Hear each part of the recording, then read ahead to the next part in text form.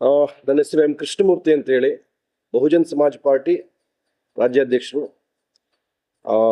ಈ ಪತ್ರಿಕಾಗೋಷ್ಠಿನಲ್ಲಿ ನನ್ನ ಜೊತೆ ರಾಜ್ಯ ಸಂಯೋಜಕರಾದಂಥ ಮಾನ್ಯ ಅಶೋಕ್ ಚಕ್ರವರ್ತಿ ಅವರಿದ್ದಾರೆ.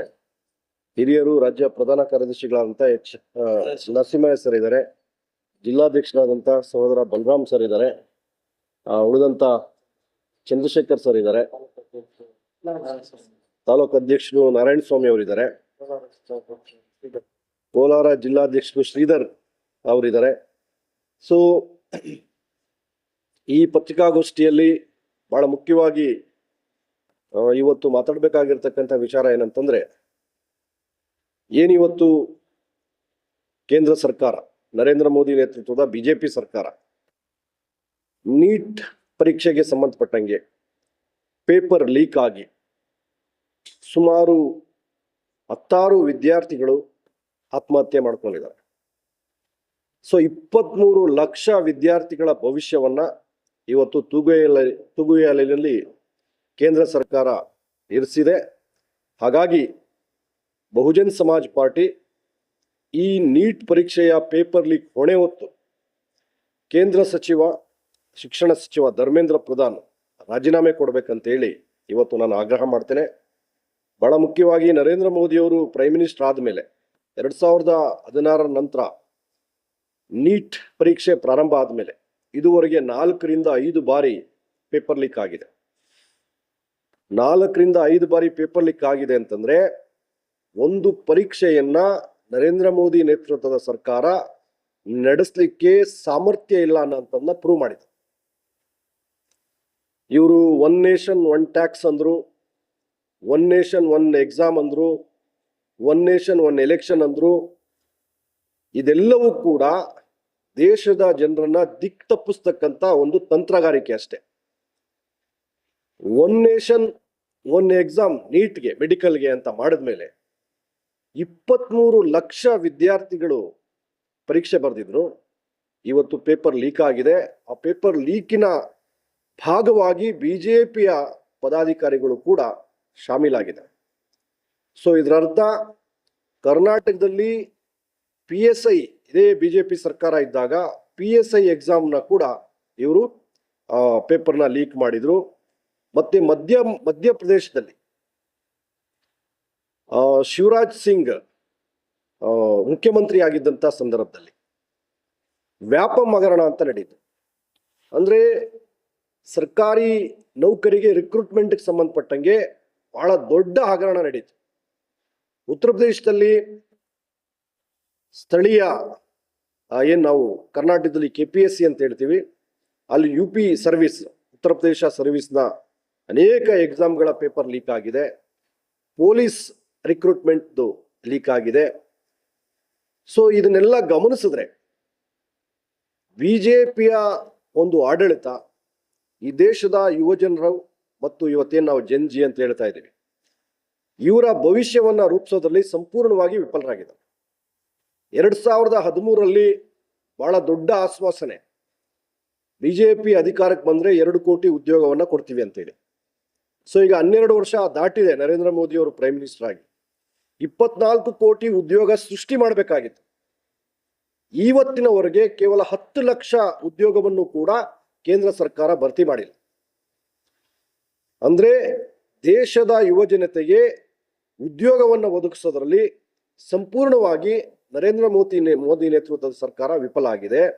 ಮತ್ತೊಂದು ಕಡೆ ಬಿಜೆಪಿ ಆಡಳಿತ ನಡೆಸ್ತಾ ಇರ್ತಕ್ಕಂಥ ರಾಜ್ಯಗಳಲ್ಲಿ ಹಾಗೇನೆ ಕೇಂದ್ರ ಸರ್ಕಾರದ ಅಧೀನದಲ್ಲೇ ನಡೀತಾ ಇರ್ತಕ್ಕಂಥ ನೀಟ್ ಎಕ್ಸಾಮ್ನಲ್ಲೂ ಕೂಡ ಪೇಪರ್ ಲೀಕ್ ಆಗ್ತಾ ಇದೆ. ಅಂತಂದ್ರೆ ಈ ದೇಶದ ಯುವ ಜನರ ಮತ್ತು ವಿದ್ಯಾರ್ಥಿಗಳ ಭವಿಷ್ಯದ ಜೊತೆ ಈ ಸರ್ಕಾರ ಚೆಲ್ಲಾಟ ಆಡ್ತಾ ಇದೆ.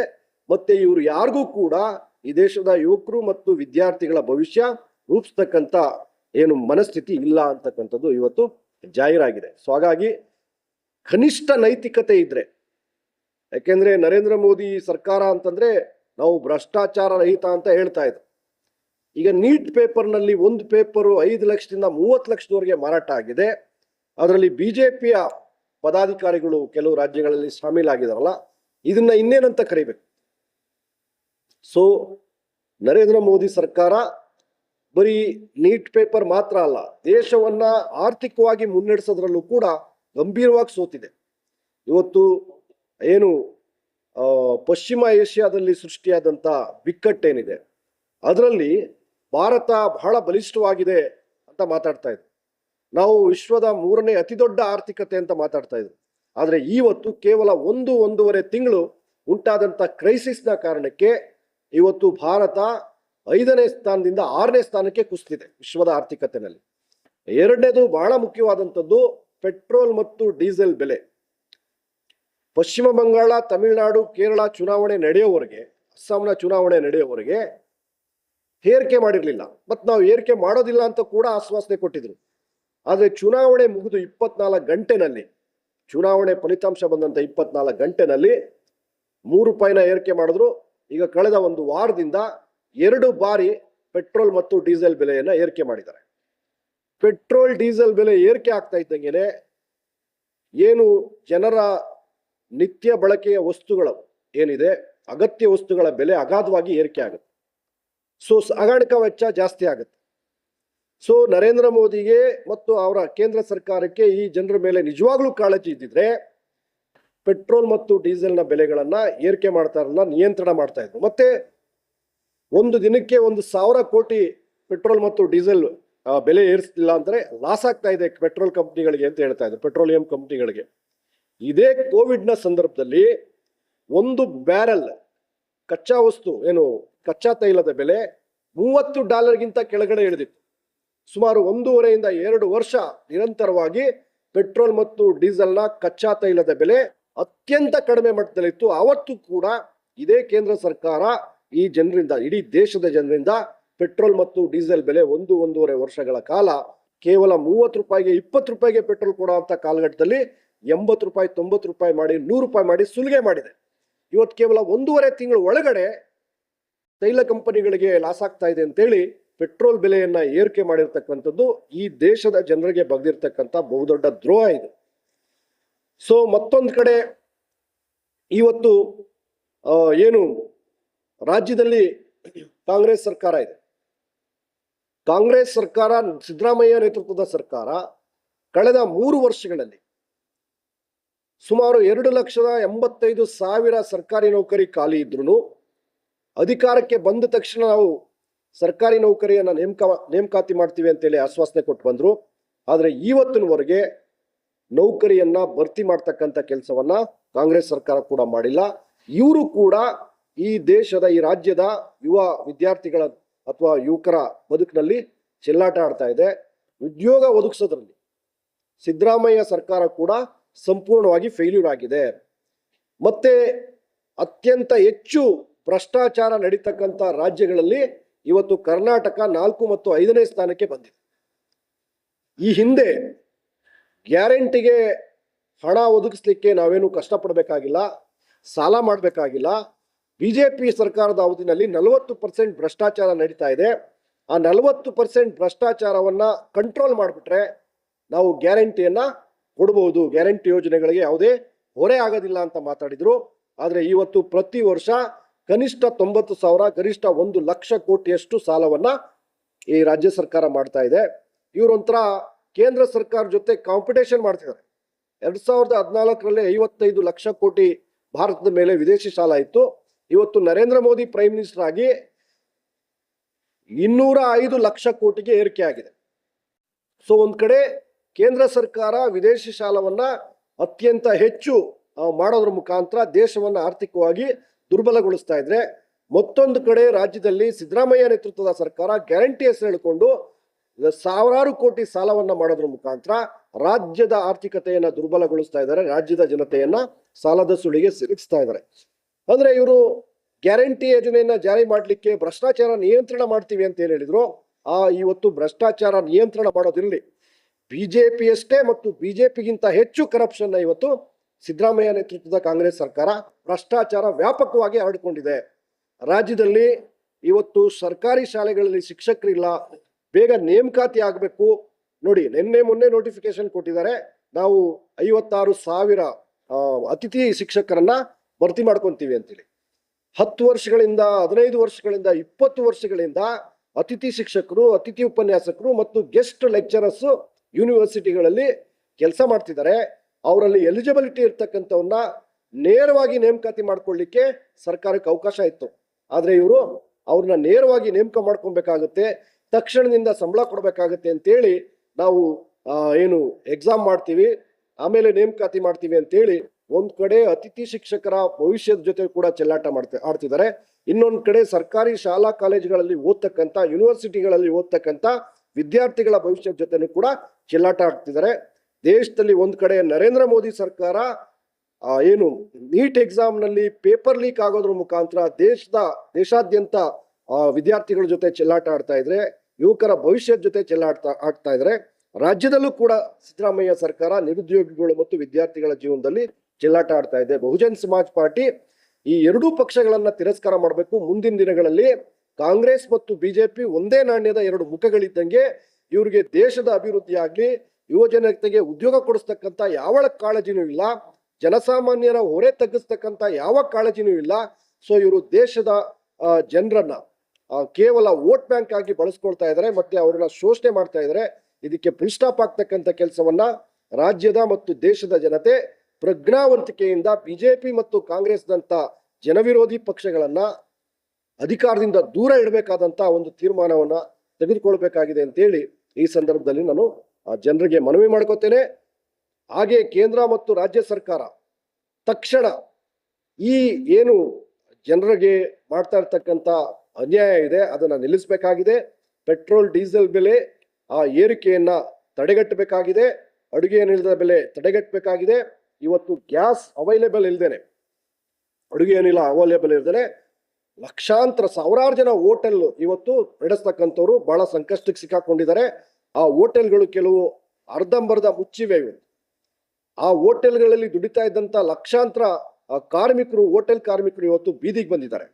ಹಾಗೆ ಆಟೋ ಗ್ಯಾಸ್ ಅನ್ನ ನಂಬ್ಕೊಂಡು ಆಟೋ ಓಡಿಸ್ತಾ ಇದ್ದಂತ ಏನು ಆಟೋ ಚಾಲಕರು, ಆಟೋ ಮಾಲೀಕರು ಇವತ್ತು ಏನು ಗ್ಯಾಸ್ ಬೆಲೆ ಏರಿಕೆ ಒಂದ್ ಕಡೆ ಅವ್ರನ್ನ ಬಾಧಿಸ್ತಾ ಇದ್ರೆ, ಮತ್ತೊಂದ್ ಕಡೆ ಆಟೋ ಗ್ಯಾಸ್ ಸಿಗದೇನೆ ದಿನಗಟ್ಲೆ ವಾರಗಟ್ಲೆ ಆಟೋಗಳನ್ನ ಸ್ಟಾಪ್ ಮಾಡಬೇಕಾದಂತ ಪರಿಸ್ಥಿತಿ ಬಂದಿದೆ. ಸೊ ಬಡವರ ಬದುಕಿಗೆ ನೇರವಾಗಿ ಸಂಕಷ್ಟವನ್ನ ತಂದೊಡ್ತಾ ಇರ್ತಕ್ಕಂಥ ಈ ಕೇಂದ್ರ ಸರ್ಕಾರದ ನೀತಿಗಳನ್ನ ತಕ್ಷಣ ಅವರು ಬದಲಾವಣೆ ಮಾಡ್ಕೊಬೇಕು. ಜನಜೀವನ ಇದು ಸಹಜವಾಗುವಂತ ನಿಟ್ಟಿನಲ್ಲಿ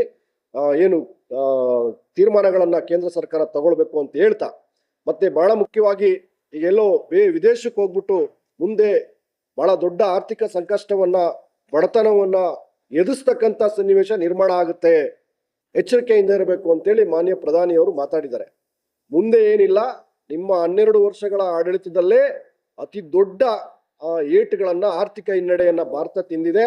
ಬಹಳ ಮುಖ್ಯವಾಗಿ ನೋಟ್ ಬ್ಯಾನ್ ಮಾಡೋದ್ರ ಮುಖಾಂತರ 50 ಲಕ್ಷ ಜನರ ಉದ್ಯೋಗ ಕಿತ್ಕೊಂಡಿದೆ ಅಂತೇಳಿ RBI ರಿಪೋರ್ಟ್ ಕೊಟ್ಟಿದೆ. ಸೊ ಇದು ಕೂಡ ನಿಮ್ಮ ಕೆಟ್ಟ ಆರ್ಥಿಕ ನೀತಿಗೆ ಬಹಳ ದೊಡ್ಡ ಉದಾಹರಣೆ. ಮತ್ತೆ ಒನ್ ನೇಷನ್ ಒನ್ ಟ್ಯಾಕ್ಸ್ ಅಂತೇಳಿ GST ಅನ್ನ ಅವೈಜ್ಞಾನಿಕವಾಗಿ ಜಾರಿ ಮಾಡೋದ್ರ ಮುಖಾಂತರ ದೇಶದಲ್ಲಿ ಸುಮಾರು 3 ಲಕ್ಷ ಸಣ್ಣ ಮತ್ತು ಮಧ್ಯಮ ಕಂಪನಿಗಳು ಮುಚ್ಚೋಗಿದೆ. ಅದ್ರ ಮುಖಾಂತರ ಕೋಟ್ಯಾಂತರ ಜನ ಉದ್ಯೋಗ ಕಳ್ಕೊಂಡಿದ್ದಾರೆ. ಇವತ್ತಿನವರೆಗೂ ಅದು ಸುಧಾರಣೆ ಆಗ್ಲಿಕ್ಕೆ ಸಾಧ್ಯ ಆಗಿಲ್ಲ. ಮತ್ತೆ ಕೋವಿಡ್ ನ ಟೈಮ್ ನಲ್ಲಿ ಅವೈಜ್ಞಾನಿಕವಾಗಿ ಲಾಕ್ಡೌನ್ ಏರಿಕೆ ಮಾಡಿದ್ರಿ, ಕೋಟ್ಯಾಂತರ ಜನ ತಮ್ಮ ಬದುಕನ್ನ ಕಳ್ಕೊಂಡ್ರು. ನಿಮ್ಮ ಕೆಟ್ಟ ದುರ್ಬಲ ಆರೋಗ್ಯ ನೀತಿಯಿಂದಾಗಿ ಲಕ್ಷಾಂತರ ಜನ ಪ್ರಾಣ ಕಳ್ಕೊಂಡಂತ ಪರಿಸ್ಥಿತಿ ಇಲ್ಲಿ ಸೃಷ್ಟಿಯಾಯಿತು. ಈಗ ಎಬೋಲೋ ವೈರಸ್ ಬಗ್ಗೆ ಚರ್ಚೆ ನಡೀತಾ ಇದೆ. ಇನ್ನಾದ್ರೂ ಕೂಡ ಈ ದೇಶದ ಜನರ ಬಗ್ಗೆ ಪ್ರಾಮಾಣಿಕವಾದಂತ ಕಾಳಜಿಯನ್ನ ನೀವು ಜನ ಕೊಟ್ಟಿದ್ದಾರೆ, ಅದನ್ನ ತೋರಿಸ್ಬೇಕು. ಇಲ್ಲ ಅಂತ ಹೇಳಿದ್ರೆ ಬಹಳ ಗೌರವಯುತವಾಗಿ ನೀವು ಅಧಿಕಾರದಿಂದ ನಿರ್ಗಮಿಸಬೇಕು ಅಂತ ಹೇಳಿ ಕೇಂದ್ರ ಸರ್ಕಾರಕ್ಕೂ ಕೂಡ ಎಚ್ಚರಿಕೆ ಕೊಡ್ತಾ, ರಾಜ್ಯದಲ್ಲಿ ಇವತ್ತು ಸಿದ್ದರಾಮಯ್ಯ ನೇತೃತ್ವದ ಸರ್ಕಾರ, ಸಿದ್ದರಾಮಯ್ಯ ಮತ್ತು DK ಶಿವಕುಮಾರ್ ಅವರ ಮುಖ್ಯಮಂತ್ರಿ ಕುರ್ಚಿ ಕದನ ಬಹಳ ಗಂಭೀರವಾಗಿದೆ. ಇವತ್ತು ಯಾವ ಅಧಿಕಾರಿಗಳು ಕೂಡ ಈ ಸರ್ಕಾರದ ನೀತಿಗಳನ್ನ, ಈ ಸರ್ಕಾರದ ಆದೇಶಗಳನ್ನ ಗಂಭೀರವಾಗಿ ತಗೊಳ್ತಾ ಇಲ್ಲ. ಎಲ್ಲ ಭ್ರಷ್ಟಾಚಾರದಲ್ಲಿ ಮುಳುಗೋಗಿದ್ದಾರೆ ಇವತ್ತು. ಮತ್ತೆ ರಾಜ್ಯದಲ್ಲಿ SC ST ಅಧಿಕಾರಿಗಳಿಗೆ ಯಾವುದೇ ರಕ್ಷಣೆ ಇಲ್ಲ. ಚಿಕ್ಕಮಗಳೂರಿನಲ್ಲಿ ಇತ್ತೀಚೆಗೆ ಕೇವಲ 4 ತಿಂಗಳ ಹಿಂದೆ ನೇಮಕ ಆದಂತ ಒಬ್ಬ ಪರಿಶಿಷ್ಟ ಜಾತಿಯ DC ಜಿಲ್ಲಾಧಿಕಾರಿಯನ್ನ 4 ತಿಂಗಳಿಗೆ ವರ್ಗಾವಣೆ ಮಾಡಿದೆ. ಇದೆಂತ ದುರಂತ! ಈ ಹಿಂದೆ ಶರತ್ ಅಂತೇಳಿ IAS ಅಧಿಕಾರಿ ಮೈಸೂರು ಜಿಲ್ಲಾಧಿಕಾರಿಯಾಗಿ ನೇಮಕ ಆಗಿದ್ರು. ಕೇವಲ 1 ತಿಂಗಳಿಗೆ ಅವರಿಗೆ ವರ್ಗಾವಣೆ ಮಾಡಿದ್ರು. ಅಂದ್ರೆ ರಾಜ್ಯದಲ್ಲಿ SC ST IAS IPS ಅಧಿಕಾರಿಗಳಿಗೇನೆ ಒಂದು ಭದ್ರತೆ ಇಲ್ಲ, ಉದ್ಯೋಗ ಭದ್ರತೆ ಇಲ್ಲ. ಹಾಗಿದ್ರೆ ಇನ್ನು ಉಳಿದಂತ ತಳಮಟ್ಟದ ಅಧಿಕಾರಿಗಳ ಕಥೆ ಏನಾಗಿರಬಹುದು? ಸೊ ಹಾಗಾಗಿ ಈ ಸಿದ್ದರಾಮಯ್ಯ ನೇತೃತ್ವದ ಸರ್ಕಾರ SC ST ಅಧಿಕಾರಿಗಳ ವಿರುದ್ಧ ಇದೆ, SC ST ಜನರ ವಿರುದ್ಧ ಇದೆ. ಮತ್ತೆ ಬಹಳ ಮುಖ್ಯವಾಗಿ ಮೆಡಿಕಲ್ ಸ್ಟೂಡೆಂಟ್ಸ್ಗಳಿಗೆ, ಇಂಜಿನಿಯರಿಂಗ್ ಸ್ಟೂಡೆಂಟ್ಸ್ಗಳಿಗೆ, ನರ್ಸಿಂಗ್ ಸ್ಟೂಡೆಂಟ್ಸ್ಗಳಿಗೆ ಇವತ್ತಿನವರೆಗೆ ಅನೇಕ ಕಾಲೇಜುಗಳಿಗೆ ವಿದ್ಯಾರ್ಥಿಗಳಿಗೆ ಸ್ಕಾಲರ್ಶಿಪ್ ಬಿಡುಗಡೆ ಮಾಡಿಲ್ಲ. SCP TSP ಅಂತೇಳಿ ನಾವು SC ST ಗಳನ್ನ ಅಭಿವೃದ್ಧಿ ಮಾಡ್ಲಿಕ್ಕೋಸ್ಕರ ಒಂದು ಯೋಜನೆ ತಂದಿದ್ದೀವಿ, ಇಡೀ ದೇಶದಲ್ಲೇ ವಿಶಿಷ್ಟವಾದಂತ ಯೋಜನೆ ಅಂತೇಳಿ ಅಡ್ವರ್ಟೈಸ್ ಕೊಡ್ತಾರೆ, ಇವರು ಜಾಹೀರಾತು ಮಾಡ್ಕೊಂತಾರೆ. ಆದ್ರೆ SCP TSP ಹಣದ 90% ಹಣವನ್ನ ಗ್ಯಾರಂಟಿ ಮತ್ತು ಇತರ ಯೋಜನೆಗಳಿಗೆ ಬಳಸ್ತಾ ಇದ್ರೆ 10% ಕೂಡ SC ST ಗಳಿಗೆ ತಲುಪ್ತಾ ಇಲ್ಲ. ಸೊ SCP TSP ಹಣದಲ್ಲೂ ಕೂಡ ಬಹಳ ದೊಡ್ಡ ಭ್ರಷ್ಟಾಚಾರ ನಡೀತಾ ಇದೆ ಈ ರಾಜ್ಯದಲ್ಲಿ. ನಿಜವಾಗ್ಲೂ SC ST ಗಳ ಅಭಿವೃದ್ಧಿ ಆಗಬೇಕನ್ನೋದಾಗಿದ್ರೆ SCP TSP ಹಣವನ್ನ SC ST ಗಳ ಅಭಿವೃದ್ಧಿಗೆ ಮಾತ್ರ ಬಳಸಬೇಕಾಗಿತ್ತು. ಆದ್ರೆ ಆ ಕೆಲಸವನ್ನ ಮಾಡ್ತಾ ಇಲ್ಲ. ಸೊ ಇವತ್ತು ಕರ್ನಾಟಕದಲ್ಲಿರ್ತಕ್ಕಂಥ SC ST MLAಗಳು ಮತ್ತು ಮಿನಿಸ್ಟರ್ಗಳು ಧ್ವನಿ ಕಳ್ಕೊಂಡಿದ್ದಾರೆ. ಇವತ್ತು ಯಾವ ಮಟ್ಟಕ್ಕೆ ಅಂತ ಹೇಳಿದ್ರೆ, ಸಿದ್ದರಾಮಯ್ಯ ಸರ್ಕಾರ ಮಾಡ್ತಾ ಇರ್ತಕ್ಕಂಥ ಎಲ್ಲ ಅನ್ಯಾಯಗಳನ್ನ, ಎಲ್ಲ ಅಕ್ರಮಗಳನ್ನ ಇವರು ಬಾಯಿ ಮುಚ್ಚಿಕೊಂಡು ಸಮುದಾಯಗಳಿಗೆ ಅನ್ಯಾಯ ಮಾಡ್ತಕ್ಕಂಥ ಕೆಲಸವನ್ನ ಮಾಡ್ತಿದ್ದಾರೆ. ಸೊ ಹಾಗಾಗಿ ಕಾಂಗ್ರೆಸ್ ಮತ್ತು BJP ಎರಡೂ ಸರ್ಕಾರಗಳು ಕೂಡ ಈ ದೇಶದ ಹಿಂದುಳಿದ ಜಾತಿಗಳಿಗೆ, SC ST ಗಳಿಗೆ, ಧಾರ್ಮಿಕ ಅಲ್ಪಸಂಖ್ಯಾತರಿಗೆ ಮತ್ತೆ ಕರ್ನಾಟಕದಲ್ಲಿ ಬಹಳ ಮುಖ್ಯವಾಗಿ ಹಿಂದುಳಿದ ಜಾತಿಗಳಿಗೆ ಮತ್ತು SC ST ಗಳಿಗೆ ಬಹಳ ದೊಡ್ಡ ಅನ್ಯಾಯ ಆಗ್ತಾ ಇದೆ.